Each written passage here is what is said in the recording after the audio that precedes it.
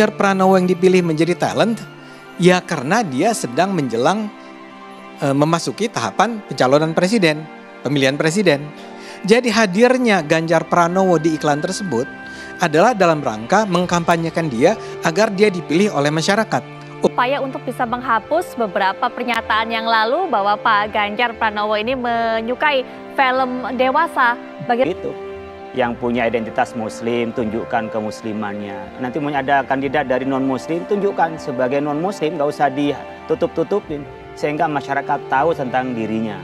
Cuma saya bercanda saja ketika Pak Ganjar itu wudhu, kok nggak diangkat.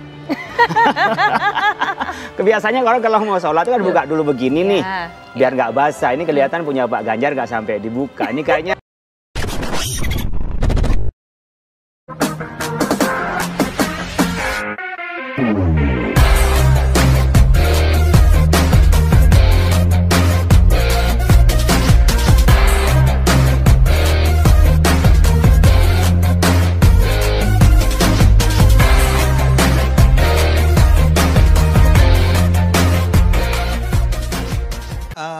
Pertama-tama saya akan standpoint saya begini. Buat saya siapapun misalnya mau menampilkan diri dalam kampanye politik dengan menggunakan simbol-simbol agama, itu adalah seperti tadi dikatakan, itu adalah pencitraan yang biasa-biasa aja. Jadi dalam hal ini misalnya gini, ada sebuah iklan yang menampilkan Pak Anies sholat atau khotbah atau wudhu. Ya boleh dong, namanya juga pencitraan. Kan dia sedang berusaha menarik hati penonton.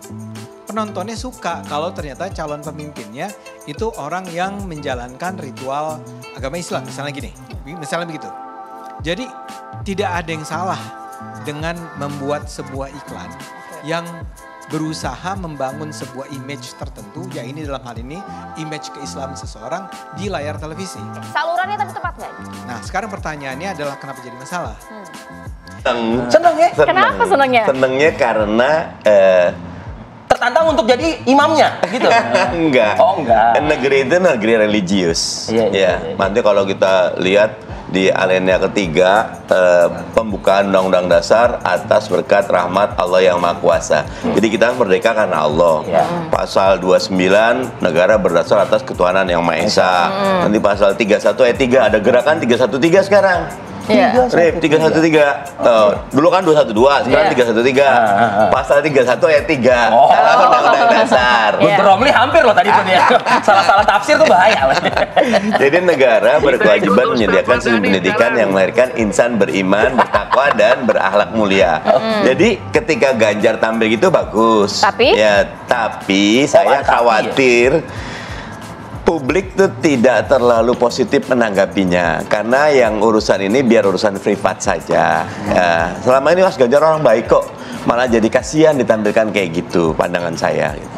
Ya, ini kok kayak mulai start kampanye padahal belum mulai. Yang dua pakai menggunakan atribut-atribut keagamaan, tidak identitas, memang Ganjar orang Islam kok gitu loh. Terus yang ketiga ya tadi sangat tidak nyaman karena itu saat azan gitu loh. Saat azan biarkan orang jangan terlalu mikir politik, mikir Allah aja gitu. Ketika yang gitu kalau bukan misal yang tampil imam Masjid Istiqlal gitu loh, atau Kiai Ma'ruf atau Pak Jokowi juga boleh gitu loh kan, itu udah nggak akan terpilih lagi gitu loh.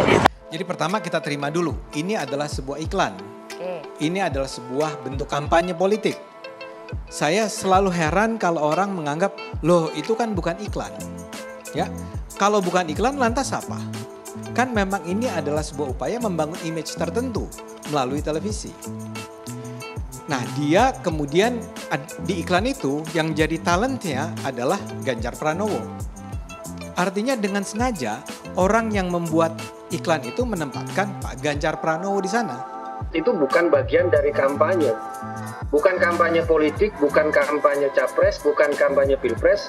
Itu kampanye pribadi Pak Ganjar untuk ngajak orang sholat. Jadi itu. Nah, jadi kalau memang persoalannya itu adalah televisi tersebut, ya silakan Anda protes ke sana. Tapi juga harus fair dong. Apakah Anda juga melihat ada stasiun televisi yang lain juga memproduksi hal yang sama? kenapa hanya Pak Ganjar yang Anda kritik? Ya, itu kan pertanyaan di situ. Nah, kemudian juga saya lebih suka dan mendukung ya pernyataan Kiai Khalil Nafis tadi yang membedakan antara politik identitas dan identitas politik seseorang. Ya, itulah hak pribadi seseorang untuk mengekspresikan, menampakkan bahwa dia memiliki nilai-nilai akar, nilai agama, nilai suku, nilai budaya yang itu dilindungi oleh undang-undang. Dan kita tegaskan bahwa soal azan Pak Ganjar itu kita tidak mau tahu menau ya, soal bukan bagian dari tim kampanye, bukan dari tim partai politik, kami tidak tahu menau soal terkait itu. Jadi jangan ditarik ini ke persoalan politik, ke persoalan kampanye. Makanya saya lihat dong rekam jejaknya Pak Ganjar. Apakah Pak Ganjar itu mendadak soleh gitu kan? Apakah mendadak rajin sholat ya? Dan makanya kita dilihat kalau rekam jejaknya seperti itu, bisa Anda mempertanyakan soal ini kaitan dengan kampanye, mau menjelang pilpres tiba-tiba muncul di azan. Nah, itu kan bisa make sense soal itu. Tapi selama ini kalau memang kehidupannya dia seperti itu, dan kan kita sebutkan tadi bahwa tim kampanye tidak pernah tahu menau soal-soal itu ya, itu bagian dari katakan hak pribadi seorang Ganjar Pranowo yang ingin mengekspresikan kecintaannya terhadap agamanya. Dan juga kita melihat Mas Ganjar itu tidak menjadi persoalan meskipun dia rajin sholat, dia seorang muslim yang baik, tapi tetap seorang pemimpin yang inklusif. Dia juga datang ke gereja, ngobrol dengan ke pura, ke wihara.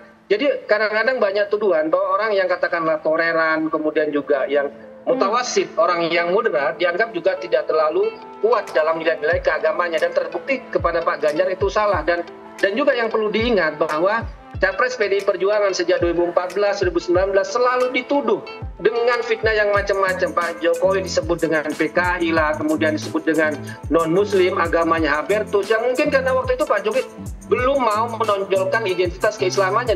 Dan ini yang sekarang kita lihat Pak Ganjar tidak menerima tuduhan-tuduhan seperti itu, karena memang perjalanan hidup Pak Ganjar ya penuh dengan ritual-ritual religiusitas yang ditampakkan ya. Bersama wakilnya kalau di Jawa Tengah bersama Gus Yassin gitu, Mbak. Baik Pak Guntur Romli, tadi kalau ngomong soal tuduhan saya juga jadi teringat. Nah, ini juga mengingatkan saya kepada pendapat sebagai masyarakat. Tampilnya Pak Ganjar kemudian di tayangan azan ini adalah upaya untuk bisa menghapus beberapa pernyataan yang lalu bahwa Pak Ganjar Pranowo ini menyukai film dewasa. Bagaimana Pak Guntur Romli? Oh, itu tidak ada hubungannya, Mbak. Itu. Nah, tujuan pembuat iklan itu apa? Sebagian orang agak mengada-ada menurut saya mengatakan bahwa itu adalah sebuah iklan untuk mengajak orang sholat. Saya nggak terima itu. Masa sih pembuat iklan itu mengeluarkan uang, membuat sebuah produksi iklan yang rumit, yang susah, yang melelahkan hanya untuk, bukan ini nggak penting. Tapi yang penting adalah itu jelas bukan dalam rangka mengajak orang sholat. Karena yang dijadikan talent adalah Ganjar Pranowo. Nah, kenapa Ganjar Pranowo yang dipilih menjadi talent? Ya karena dia sedang menjelang memasuki tahapan pencalonan presiden, pemilihan presiden. Jadi hadirnya Ganjar Pranowo di iklan tersebut adalah dalam rangka mengkampanyekan dia agar dia dipilih oleh masyarakat. Saya sebagai dai berharap juga calon yang lain juga begitu. Yang punya identitas muslim, tunjukkan kemuslimannya. Nanti mau ada kandidat dari non-muslim, tunjukkan sebagai non-muslim, gak usah ditutup-tutupin. Sehingga masyarakat tahu tentang dirinya. Cuma saya bercanda saja, ketika Pak Ganjar itu wudhu, kok nggak diangkat? Kebiasaannya orang kalau mau sholat itu kan buka dulu begini nih, biar nggak basah. Ini kelihatan punya Pak Ganjar nggak sampai dibuka. Ini kayaknya tim kreatifnya kurang bagus juga. Kurang detail berarti. Kurang detail. Saya lupa mengingatkan. Nah, saya ingat aja. Ini nanti tuh basah kuyup kalau terusin tuh wudhunya Pak Ganjar. Cuma setelah itu memang dipotong langsung pergi sholat tuh ya. Ini bercanda aja ini. Bang Ade, saya dengar ketawanya juga paling kecil. Silakan.